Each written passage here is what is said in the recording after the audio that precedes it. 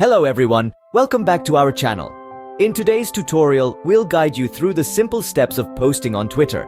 Whether you're new to Twitter or just need a quick refresher, this video is for you. Let's dive in. First, open your Twitter app or go to the Twitter website. If you're not already signed in, enter your username and password to log in to your account. Once you're logged in, look for the blue tweet button on the app or website. It's usually located at the bottom right corner on the app and on the left side of your screen on the website. Click or tap on it to start composing your tweet.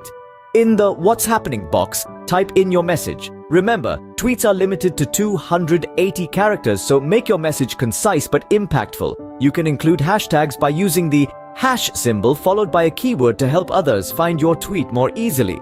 If you want to make your tweet stand out, consider adding photos, a GIF, or a video by clicking the icons below the text box. You can upload images or videos from your device or choose a GIF from Twitter's GIF library.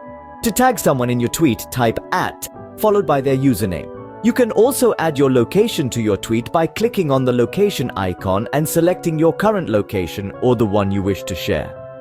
Once you're happy with your tweet, hit the tweet button to share it with the world. Congratulations, you've just posted on Twitter.